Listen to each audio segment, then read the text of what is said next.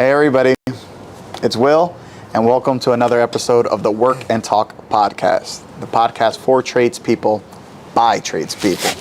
And this week we are with Cameron Vogelsang, Tennessee electrician, and I think we all want to know is, why does everybody hate you? But we're going to get into that throughout the podcast. No, but we're really excited to have Cameron here. We're going to learn his story, see what we can all do, what we can all learn, especially if we're new in the trades or have a goal to become our own owner-operator in our own states. So we're very excited to have you here, brother, and how are you? I'm doing well. I'm running on caffeine heavily right now. What time did you wake up this morning? I woke up at 2:30 a.m. Central Time. Central Time? Yeah, my flight left at 6 a.m. from Memphis. The Memphis airport is about an hour away from where I live. So. Okay, so not only do you have to get there an hour or two before, okay. Sure. And then you have the whole hour drive. Wow, okay, that's exciting, but you're excited for this weekend? What's on your mind? Talk to us. I'm just excited that I got to come out here thanks to your invitation. It was sporadic. You said, you asked me, how spontaneous are you? Like 2 weeks ago, you asked me if I wanted to come. So, but yeah, I'm glad to be here. I heard about the event beforehand of, some contractors meeting up or, people, just new guys attending the event, and some other guys are going to be there like Rudy and all things electric. And so I'm just happy to be here and learn from guys who have been in it longer than me, and the camaraderie and everything about it. And that's the beauty, I think, about the trade. Not a lot of people get to experience because, one, before social media, before everything, we are all in our own worlds and we're all in our own bubbles. Yep. And I feel like that even translated when it came into social media in the beginning. In the beginning, everyone's worried about their own page. No one was really collaborating. Even till this day, very few are actually collaborating with each other. And if there is a collaboration, it's around a big event, Yeah. Like, for example, these bigger corporations do a get-together, and that's when you get to meet someone. But then when the event ends, everyone just goes back to their, normal 9 to 5 or back to their normal lives. Right. There's no incentive to collaborate outside of that. So no, that's why I think like something like this was needed, because it's to show the focus of what the trades really have to offer, and also where can the trades bring you. 10 years ago, you would never thought, hey, I'm going to become an electrician so I can go meet these other guys. No one thinks like that. Right. So the fact that, hey, I can become an electrician, there's a community behind it, but not just that. It's not just an Instagram thing. It's now I can put a face to that name. Right. I can put an experience to that person or to that event. So you're taking the true value from what a situation can offer you. So I appreciate you coming by. We want to first give a great shout out to Rudy of Rightwire, who's letting us use his shop to film this podcast. He's over here checking us out now. Rudy, you want to say a quick hi? You just jump in. We got a special visitor. Special visitor. Yeah, very special. Yeah, very special. That's right. Thanks for coming again. Thank you, brother, for letting us here. Yep. But yeah, no, so that's the beauty about the trades. Not only, and just real quick, Rudy, shout out. Did you ever think 10 years ago you would become or come into the trades and say, hey, I'm going to be able to meet all these other contractors? Never in a million years did I ever think that the internet was going to take us to this level where we actually start sharing, the tricks of the trade. Because before this whole internet thing, if you wanted to learn from me, you would have to be right besides me, right? Like there wasn't like, even phones were just phones. There was no pictures, no texting. So for sure, I never imagined it, honestly. And that's why I'm very excited, like, just to meet with both of you, because everyone back home is in their own world. They're in their own 9 to 5, they're in their own business.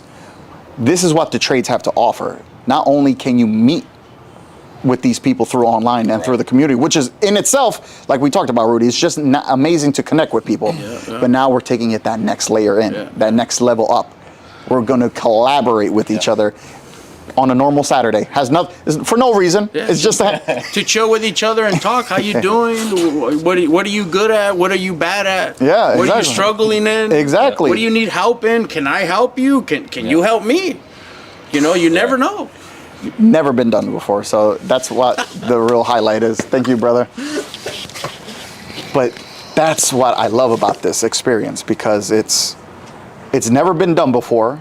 So in my eyes, personally, there's no wrong answer. The fact that we're paving the way, trying to do things like this is just truly beautiful. And that's why we want to know your story, brother. Sure. How did you become camera? How did you become Tennessee electrician? How did you open up your own shop? Take us through the ride. I opened up my own shed. I have a little 12 by 24 shed that I keep one roll of Romex in of each gauge. Nothing like this. No. So I can give you a short summary. I can give you a long version, or somewhere in the middle. I'll try to get somewhere in the middle. Graduated high school, Memphis metro area, out of Olive Branch, Mississippi. Straight out of high school, I went to college. I went to 2 years of junior college in Corpus Christi, Texas. My parents actually moved there with my dad's job right before graduation, my senior year. So I stayed and graduated, and then I went down there, did the 2 years in junior college. I didn't really know what I wanted to do yet. I was just going because that's a normal thing you do. Like, because the first 2 years, the first 2 years you spend just taking like English and math and stuff. So it's like you still have time to figure out what you want to do. But I was just going to go. So I wasn't just sitting around doing nothing. And then I went to Texas A&M Corpus Christi for a year, and then I dropped all that and went to Bible college in Memphis. Did that for 4 years. So basically started all over. So I spent 3 years doing one thing, and then I started over and did 4 years doing something completely different. Okay. I was a youth pastor for 3 years in Arkansas after I graduated from the Bible college. Well, that was when we had our first daughter. Congrats. When we were in Arkansas. So that happened, and we wanted to be closer to my wife's family, my in-laws, and they lived back in Tennessee, and that's where I currently live now. Okay.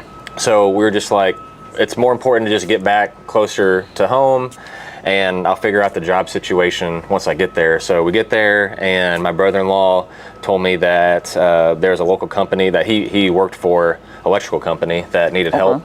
And I never even thought of electrical work ever. I wasn't even very experienced with tools. All I messed with is like a hammer and a screwdriver. And so basically I was like, there's nothing else for me to try, so I'll at least try it. And basically the rest is history. I learned as much as I could.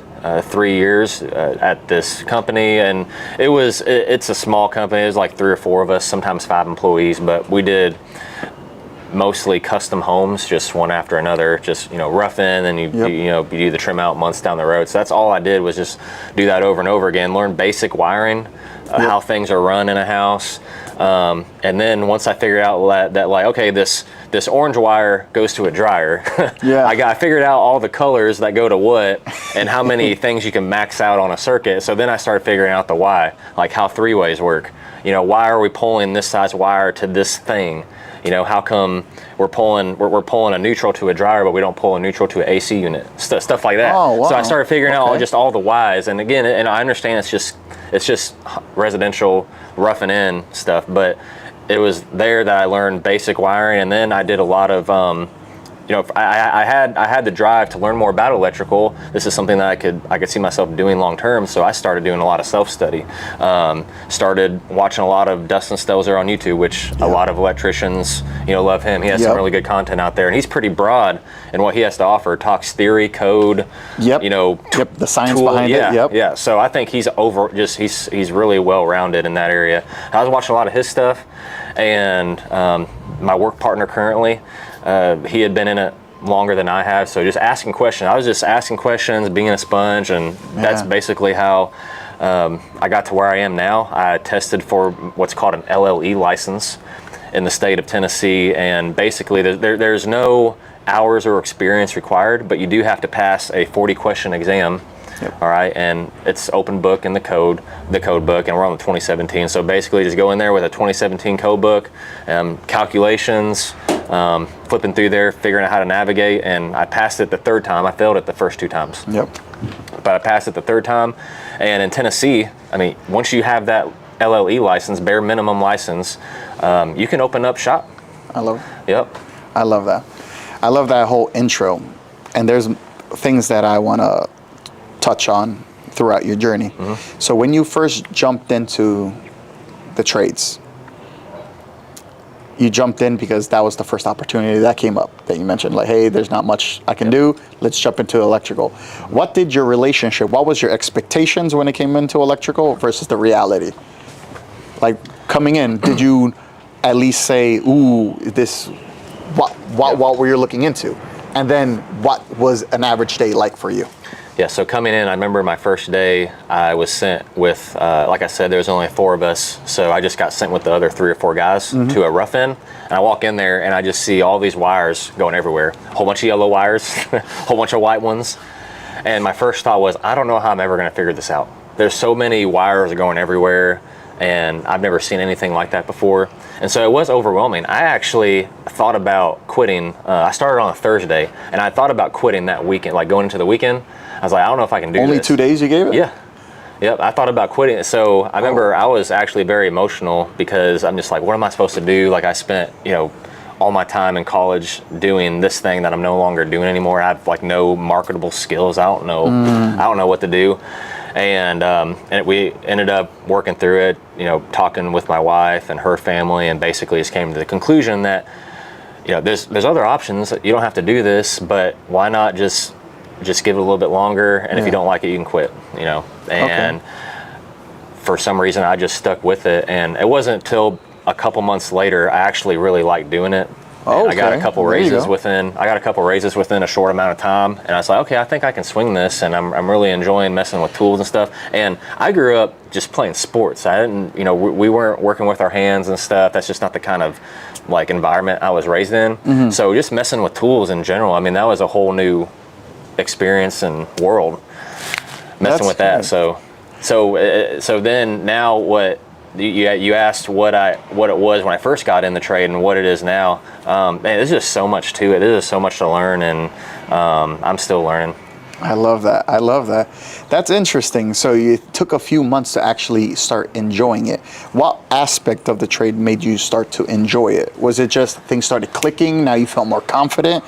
With confidence comes the speed, comes the quality, and then, just like anything else, you get better and better at it.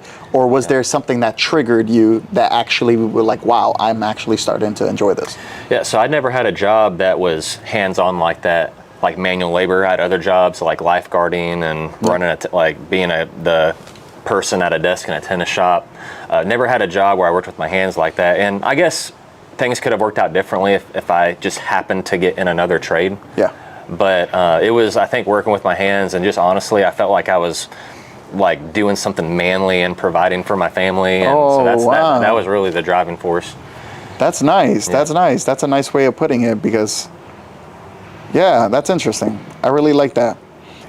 One thing that I can relate to the most is when I first started electrical, when I was going through my apprenticeship, I was getting chewed out. And I was overwhelmed, and there was times where I didn't want to continue, and then all of a sudden things started clicking, and it was when I was able to I started enjoying it when I was able to start seeing things my foreman needed before he asked me to get it. Like if he's over here drilling in concrete blocks to mount a 4-square block, he would use the masonry bit. I would already get the anchor ready for him. And then he would take the drill out, and then he would be like, ooh. So now I was able to start seeing what he needed before he even asked for it. Yep. And then, of course, then he gives you that little smile. That's all I needed. And I was like, now I know where I'm going. Yeah. So that's interesting. Oh, man. I can only imagine coming to your first day of a job site and just seeing a spider web of wires everywhere. Yeah. Well, and I was fortunate enough. You said you used to get chewed out a lot in the beginning, and I understand that a lot of work environments are like that. And it's not personal, it's just the environment. It just depends. So I was fortunate enough to, like my lead guy and my boss even super nice, and there was none of that kind of behavior going on. If you mess something up to where you get chewed out basically. And so I think that helped me learn better just being around those types of guys and atmosphere. That's good. That's good. I'm very glad that you had to experience that. When did you start coming to the point where you had the confidence to go for that LLE? How many years was that before you were like, things are start click? You don't just go and take an exam for the state.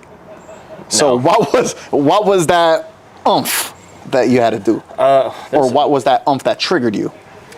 I don't know if I can nail it down to one thing. There's a few things. One, just wanting to better yourself and your family. I mean, that's a pretty big one. Right. I mean, like sometimes, not every context, but sometimes when you're working for a company, you can only go so far, and that's not a knock to anybody. That's just how it is. So if you want to do better, and if you have business goals, if you want to make more money, sometimes that means making those kinds of leaps and steps in order to do that. Some other things that triggered me was I was getting more I'll just say it, side work. Yeah. I was getting, I know that's, you're not supposed to do that sometimes, but I was getting more side work, and I understood how to wire a house from beginning to end without any help. That really the only thing I needed help on was pricing jobs, because I wasn't involved in that. But that didn't really take too long to figure out that part. But once I realized, hey, I know what's needed for this job. I can go get the material. I can do this by myself as far as leading the job. Yep. Once I could do that, it was basically, the only difference was who's getting the phone call first. So I love that. Especially the fact where you had that realization pretty early in your career. Mm-hmm. And I feel like that's where some others can take that in the wrong way, But that's very encouraging to hear, because you're able to see an opportunity, take initiative, and go for it. Right. So I appreciate that. And then once, like you said, you're still learning.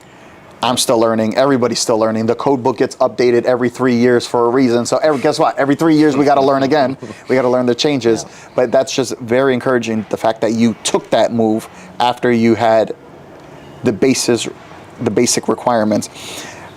Last podcast we did, we were actually speaking with Rudy, and he said the same thing. He was waiting for once he reached his hours.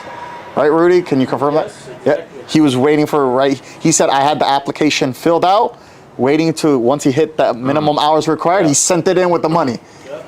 So I appreciate that. And that takes a lot of risk, but that takes a lot of, that deserves a lot of encouragement, by the way. So I just want to say how much I appreciate that. So that, you applied, you took the test, failed it twice, passed it on your third time, which when I took it, I failed my first exam. And then I actually looked up what is the passing rate. We use the testing agency PSI. Yeah, that's what we used to. You guys, okay, so PSI on the East Coast, if not a lot of people know, on the East Coast, in our area, in Connecticut, Massachusetts, and New Hampshire, the first time fail rate is around 80 to 90% for all contractor exams. So 8 out of 10 people who come in there for the first time is going to have a harder time. What did you do to prepare for that exam? Because you're already new in the field. Yep. I'm pretty sure everyone had help along the way. Yep. What was your formula to getting your license? So the first 2 times I basically winged it. Because never mind. well, that's why I failed both times. Understood. So the first time, I had no idea what to expect. I didn't know anyone that had taken the exam, and so me thinking, I got this all figured out, went and took the exam, and I actually barely failed it by 3 questions. Okay. Yeah. So you were ballpark range. Yeah. Yeah, I was ballpark. So I'm like, I'm going to sign up again, take it next week, because I may get it next time. And the second time I failed it even worse. I failed it horribly. So then I realized, okay, I have to be serious about this. I need to find material to study, because this isn't working out. Yeah. And I found Electrical Code Coach on YouTube. And the good thing about him is that he is an instructor in Tennessee. He used to be a contractor. I think he sold his business, but he has all these YouTube videos out at no cost. All right. And the series that I was recommended to listen to, he has a 35-week video series, and the first 10 videos of that series just teaches you how to do basic calculations, how to do load calculations, box fill, pipe fill, demand factors, all that kind of stuff. And he is a really good teacher and does well explain it in his videos. And that's what I was failing on my test, because I didn't know how to do any of the calculations. So when I was watching his videos explain, this is where you go, this graph, and this is how you do the calculation. Oh, that's easy, you know. So I understand that in some states you do have to have hours and experience, which in some states I wouldn't be able to do what I was doing now, but in Tennessee they do offer that LLE, and basically you're capped at $25,000 a job, residential or commercial. Okay, I love that. And I want to dig more into Tennessee with their licensing requirements. But you had help when it came to studying, which was awesome. You said the code coach? Electrical code coach. Electrical code coach. He's just on YouTube, I believe. I don't think he's on any other social platform. So that's awesome to hear, just in case anybody want to look him up. But also, I want to know, did you have any go-to guy, any mentor, any friend who was physical there to help you if you had any problems? Hey, I'm running into this scenario. You give him a call, he can help you. Yeah, I would say the guy I work with, Tad at Quality Electric TN, he had been in residential before me, and we became friends. He found me on Instagram, and we were lead guys at two separate local companies, and so we became friends, and we both had the same ambitions and goals.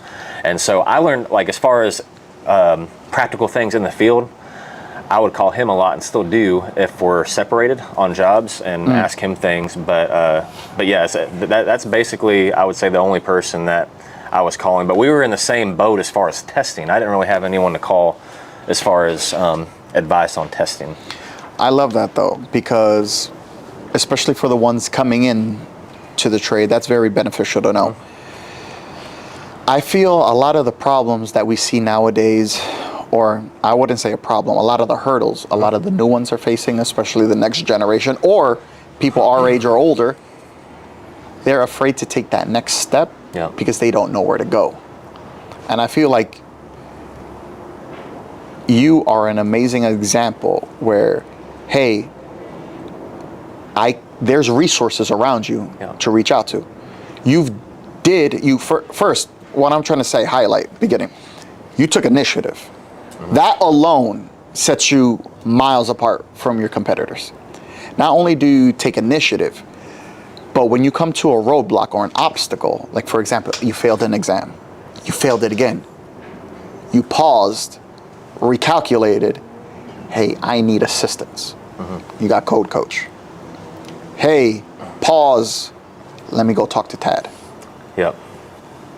So you were able to problem solve, adjust, and then attack again, and it kept moving you forward. So that's something that's very beneficial, what I want the youth to understand. You don't need to have all the answers. You have to know what the next step is, the next goal. Take initiative, find out what's going to happen. For example, Rudy and I spoke many times. There's individuals who are afraid of failing their exam, yet they didn't even have applied for the exam yet. Take the next step. The board might say even no, so don't let that hold you back. Apply for it. Get the letter. And what's the next step? If you want to prepare for it, cool. Prepare for it. Take a study practice exam. Go to the exam. You fail, readjust, apply again. So you attacked your current situation in Tennessee the best way you could, systematically. And that's very, very commendable. That's awesome. So now you passed the third time, you open up shop. What was that feeling like? Did you, because you're 2 years in the field. Right. And now you're an LLE. Yeah, I was actually just shy of 3 years. So I was coming up on the 3-year mark of just starting in the trade. And to be honest, so at the beginning, like I said, me and my work partner, Tad, we both passed within basically 2 weeks of each other time frame. Awesome. So I actually passed mine before his. And so I helped him get his license. Was that his first time going, or did he fail? No, I mean, we don't, Tad, if you're listening, we're throwing your business out there, we're sorry. But so he failed once, all right? And then the day, because I had taken my test the first time before he did. So when I went back, when I passed mine the third time, That was his second time going. Okay, And gotcha. he failed it the second time too by one question. And in business, a lot of people say, which fail fast. Take opportunities, learn from it, adjust, pivot, go again. Fail fast. So that's one. Yeah, so we went together. It was my third time and his second time. I passed it, and then he failed by like a question or two. And we were getting some of the same questions over and over again. So that next week, I think he signed up again, and he ended up passing it, taking it a week later, and we were both committed to making sure that he got his license too, and working through the questions and stuff, because like I had questions that he didn't know the answer to. I'm like, this is where it is in the code book, tab it next time. And sure enough, he'd get the same question. But I love that. But yeah, like when you're talking about taking that initiative, that can only come from you. Like there's only so much your friend or your mentor Or can an do influencer. or influencer can do, but you have to want something in order to make those kinds of steps and leaps. And be willing to fail. Yep. I love that. Yeah, because like I was discouraged after the second time. It was I think 3 months before I went back and took it the third time. Oh, wow. Yeah, 'cause I didn't know what to do. So got in your head. Yeah, I didn't know what to do, and then I was talking about it on my Instagram. Like I think I was, because people were. There was a guy or two that messaged me and said, "Hey, they had their LLEs, and they said check out Electrical Code Coach. I'm telling you, just watch his videos, and you'll go in there and you'll do better the next time." And so I was like, okay, looked them up, did what I was told to do, and went in there and passed the third time. So if it wouldn't have been for the people that follow me, I may still be working somewhere else. I appreciate the two things you said. Taking initiative comes from yourself, and the opportunity that you had that others told you, hey, take this path, use this course, it'll help you.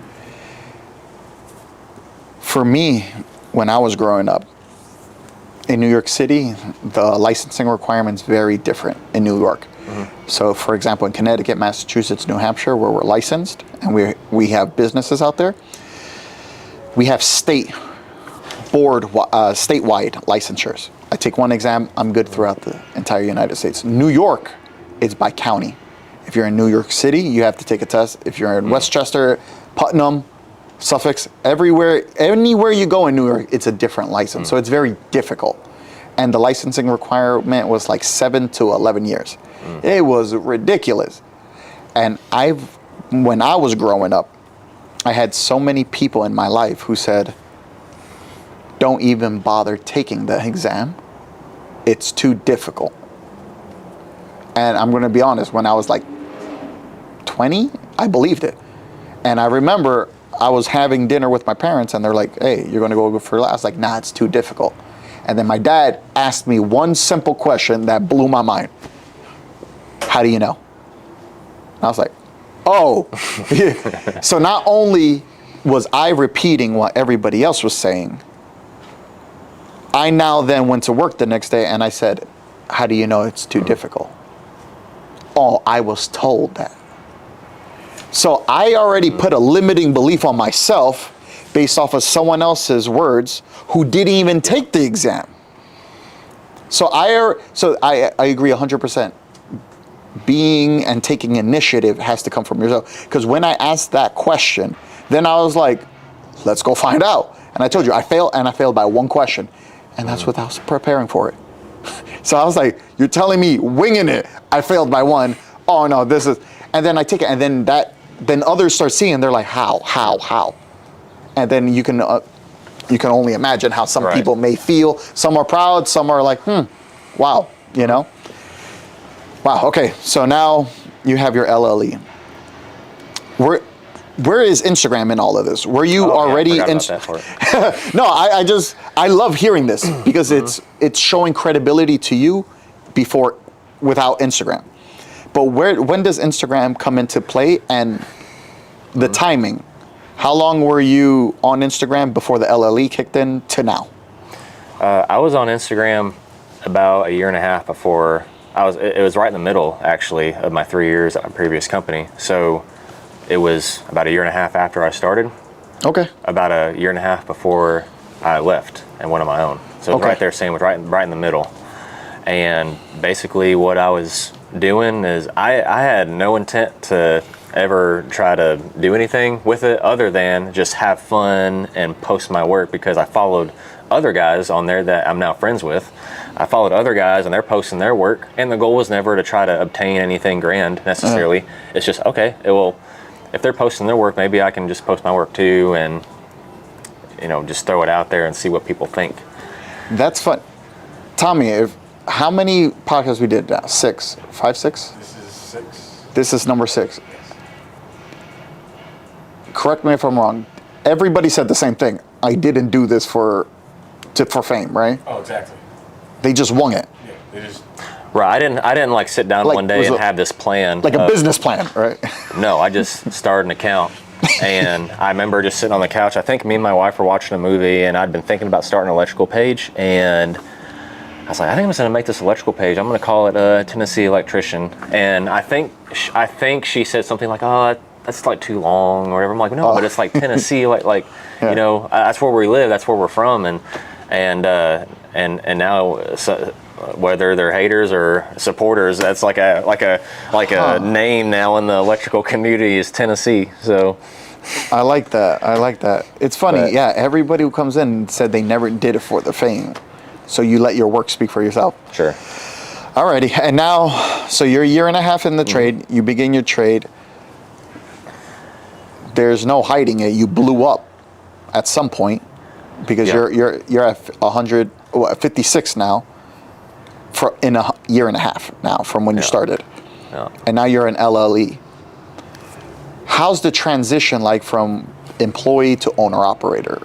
I know we talked personally, just you want to talk about your mindset? Like, what's the relationship that you have now with work? Just work in general? Work in general, yeah.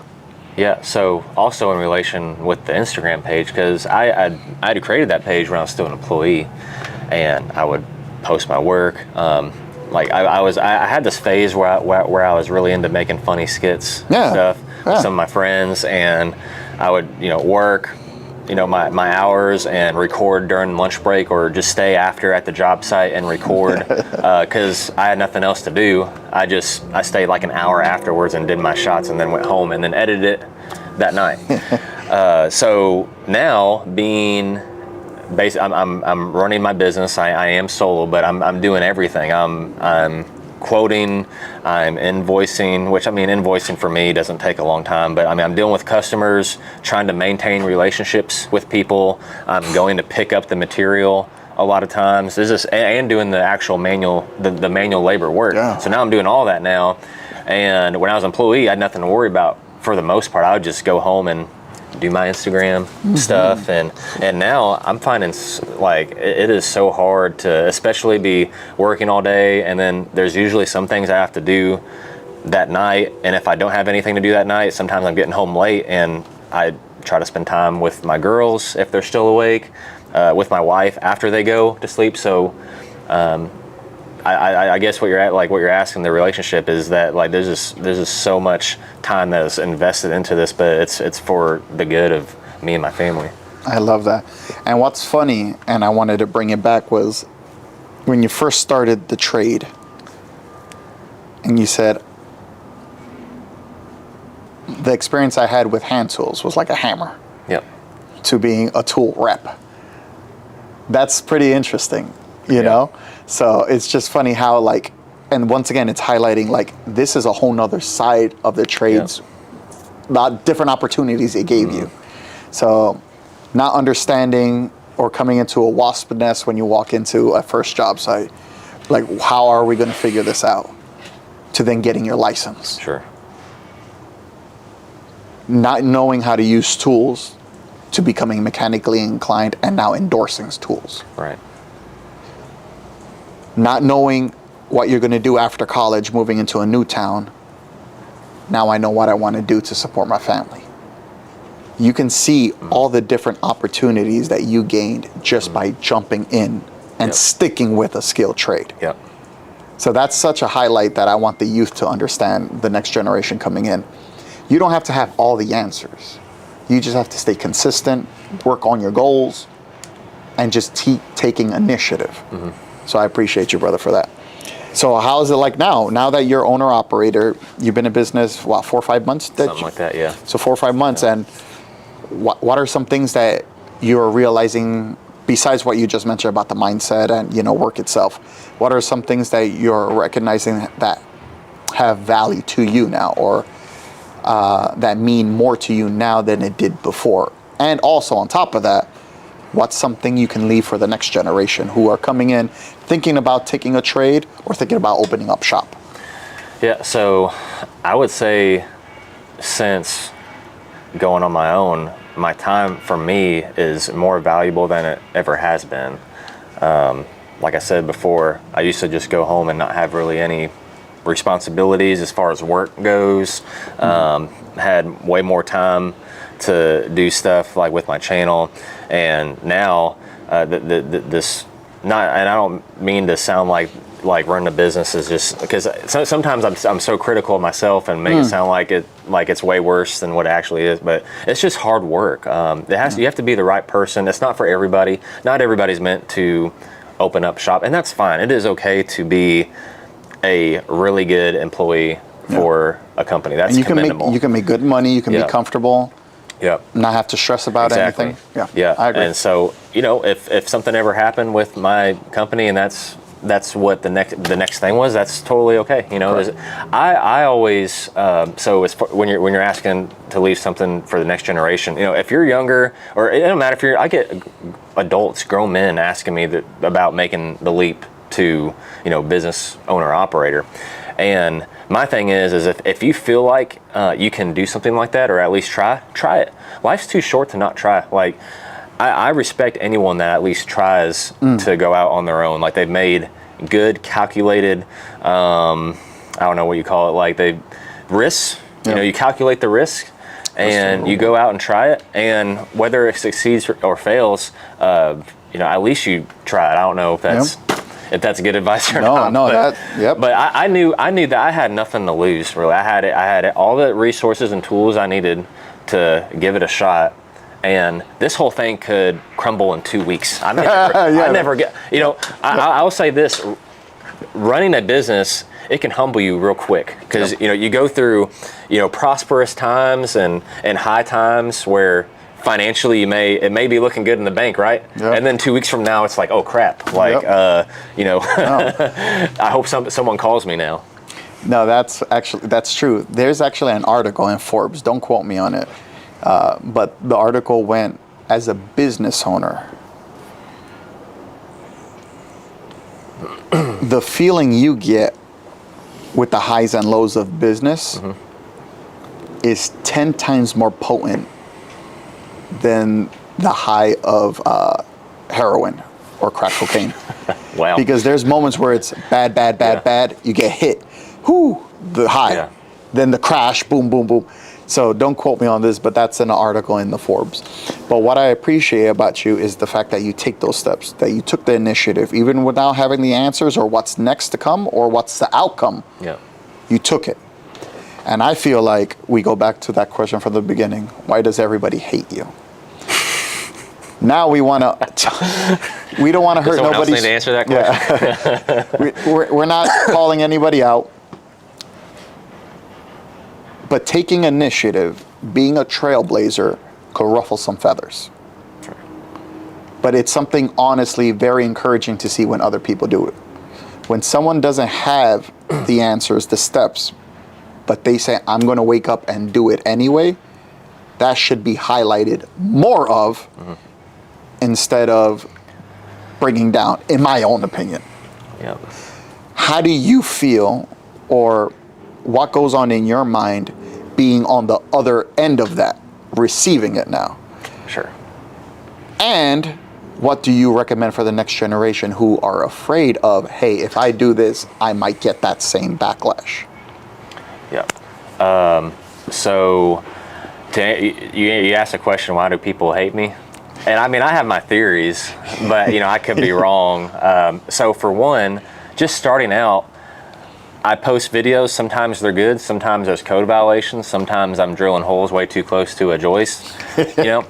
But I'm new. I'm just, you know, doing things to the best of my knowledge, and it's fine. Like, we're here to help each other and learn. It's fine to give constructive criticism. Oof. All right. Yep. Constructive criticism is not commenting, bashing the person. So I see that get conflated together. Yes. Going after someone's character or they're just totally trashing their work is not constructive criticism. In my opinion, constructive criticism is at least treating the person with respect, even if it isn't a comment for everyone to see. That's fine. Yeah. But I found like I've learned more from guys who, whether it's in a comment or DM, it's like, hey, I really like what you do. I like, what you're putting out there on your work. I wanted to give one suggestion though. I noticed this in your video, and like that is totally 100% fine. Constructive criticism and tactfulness is one of the most key fundamentals of true leadership. Sure. Anybody can bash. I know the tongue could be a sword, tongue could be used to uplift. That's a very powerful weapon. Tactfulness and constructive criticism is fundamental keys to leadership. The way you motivate others, encourage others, shows and highlights highly what type of caliber of person you are. And I really appreciate that, because there's a lot of people who do look up to you, like we all know. Mm-hmm. They may look at you and say, hey, that's a code violation. But others are also looking at you and saying, hey, I just appreciate you doing that because I can learn from that. Sure. And by no means, it's not like you're also coming off saying, hey, I'm wiring up the best panel. I'm doing the best install. You're not bragging about it. You're literally showing your own work and letting the world judge you. I don't have that confidence. Yeah. Well, so that's a very, very, very encouraging thing that you're sharing with others. So I appreciate that.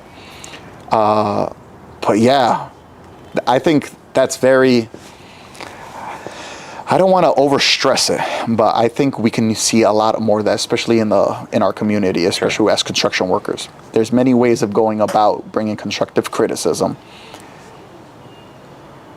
And it's hard to do. Like I even struggle giving constructive criticism. Like if I, for example, have guys come to a job, and because I don't have employees, I just sub our friends sometimes. Mm-hmm. So they're not there with me every single day. Like we may do a job and then I go back weeks later. And if I find mistakes, especially if it's more than one, like it's hard for me, I struggle with making sure that, okay, I want to let everyone know that these are the mistakes that were made, but I also don't want to make them upset or belittle them. And so I always try to make sure that I at least start with, hey, like this entire job overall was great. The customer was satisfied. Start with that or end with that. Mm-hmm. And then in the middle, talk about, hey, I just want to let y'all know these were the mistakes that were made. Because to an employee standpoint, if you never tell them, to some level, they're not really at fault if you never, if you never tell them that they messed up on something, because they're just going to keep doing it over and over again. Correct. So there's obviously a right way of going about it and communicating that. With your story, learning from your mistakes seems to be a pattern. When I speak with a lot of you very influential people, I love to ask questions and see patterns. Mm-hmm. Everybody has a pattern. For yours is failing, learning by failing, learning from your mistakes. You came into the trade. You didn't know what to expect. You tried it though. You didn't like it. You kept trying it until you liked it. You took your exam, failed, didn't know what to do next. You studied, boom. That's a pattern for you. And it's not as a bad thing. It's not to knock. Even though you have doubts, you're still taking that initiative. Mm-hmm. So I like to see that pattern with you. So that's very encouraging. And I'm very excited to see everything else that comes up. What's something you encourage the next generation? We have 56,000 people who are following you. They clearly are very appreciative of everything you're doing, or they wouldn't be sticking around. Right. So for the youth coming in, for the ones who have been in the trade, who maybe are afraid of taking that next step, what is something that you suggest for them as a message? If it's someone that's wanting to get into entrepreneurship, try and find someone who has done that or is doing that. with the Instagram thing, I find too many young people focused on the Instagram followers and the hype and all that kind of stuff. Like I said earlier, I never had a plan of like, hey, I'm going to start this and this is where I want to be, 2 or 3 years from now. Wow. It just kind of happened to me, and I'm sure it's happened to you and basically everybody else. Right? I think if you focus on growing the page so big, you don't accomplish it. But like me and you, we've never focused on the numbers. We just focused on just posting the stuff that we do, and then the numbers are high. Right. It's a byproduct. Yes. Yeah, exactly. I have no formula. I'm just posting, like, you know what I mean? Yep. I love that. Yeah, so I find sometimes younger people are really into that, and that's just kind of their culture and what they're growing up in. It's just about the followers and the views and the likes. They see, once again, it's like they see the end result, and I want the end result instead of, hey, this is what you need to do to get to the end result. Right. And I'm here to tell y'all right now that free tools are nice, right? I think one time you said it's like going into a candy store, right? And just like, there's it's awesome, right? I'm not just getting free stuff out the wazoo, by the way. That's not the case. But sometimes companies will send me free tools to review and just to see if I like it, and that's cool. But that's only temporary. And there's so much more to the trades than getting a free tool. The tools are materialistic, and they're going to perish. You're going to blow up your Klein's lineman's at some point, and you're going to have to get a new pair. I've lost stuff that company has, like lost hand tools that company has sent me in the attic, and I was so mad. Like I lost my Knipex forge wire strippers that I got, and I asked for another pair. Actually, I requested to buy another pair, and they just went ahead and sent it to me. I'm like, you don't have to do that, but I appreciate you, and I made a little video about them because I really like the tool. But the point is that like the whole like influencer content creator hype and stuff, like I don't think it's really all as what people make it out to be, because it's going to pass away. Like you want to still be relevant if there was no internet signal, basically. And I can play I'm going to speak from devil's advocate. People can easily say, oh, that's nice, that's true, when you have 56,000 followers. It's like, so with devil's advocate, I appreciate that, but I also wanted to know, I just had the question off the top of my head. Man, you were just talking about tools not being everything, the end result. What I appreciate about you specifically, Cameron, is in my head, when I see Cameron, I see literally, when you play Uno and you have that wild card, you're that wild card. Because you're the wild card. You're the wild card, because in a good way, because you're in that moment where you have many opportunities in front of you, which is beautiful, very commendable. And you have the following place to back it, and you're at a fork in the road, and you can highlight any part of the journey. And what's very encouraging, like we spoke with many other influencers at a time. We did one with Rudy. We done with Will, the electrician. We talked with Anthony. We all started our pages as who we are today. You are in a very special, unique position because you're going from employee to contractor, and that has never been highlighted before. And it's very encouraging also that you already have a following base following you go through that change. Yep. So not only do I want to say congratulations, but also that's a very important, unique, and me as a business owner, I want to hold you to a high regard, because that's a high responsibility you have to people out there. Showing the good, bad, ugly when it comes to business. But by your work ethic, by that pattern I mentioned before, the trial and error, learning from your mistakes, and keep moving forward, without a doubt you're going to do an amazing job. But I just want to stress on, like, that's so important, because there's so many coming into the trades wanting, like we said, the end result. They want the glamour, they want the followers, they want the tools that come from it, without any of the work that you need to lay as a foundation. Right. So I just want to keep encouraging you to do what you're doing, brother, because the sky's the limit with you. So I'm just very proud to get to sit here next to you, get to know your story. Once again, the skill trades have given us such an opportunity that before was never done before. No one's doing this just to get to know someone's story, and that's how valuable you are to us. I appreciate it. I want to say appreciate you. How can everyone find you online? So I have, of course, my Instagram. That's the platform I'm most active on. I also have a TikTok that I just basically post the same videos from Instagram to TikTok. And then I have a YouTube channel. I post all of my reels as shorts on there, but I also have a new channel that I'm starting. It's on my YouTube, Tennessee Electrician. So that's what all of my channels are called. Okay. But now I've done 2 discussion/interviews with, well, one was with you, that's uploaded on YouTube, and then have another one coming out with Diamond Electrical Solutions. I may get that out next week or so, but we had a good discussion, a contractor from New York. Yep. So I plan on doing discussion/interviews once a week, and those videos will be uploaded to Tennessee Electrician, but I also created a separate Instagram channel called Blue Collar Chats. That's the name of the show. I've been calling it a podcast, but I haven't uploaded it as a podcast yet. I just got to take the audio basically and just upload it. But yeah, that's where once again, you just said trial and error. You're learning as you go. It doesn't stop. I love that. Those are the channels that you can find me on. And if anyone has any questions or wants to talk, I'd recommend just hit me up on Instagram. That's where I'm most active in my messages. Appreciate you, brother. Thank you, everybody.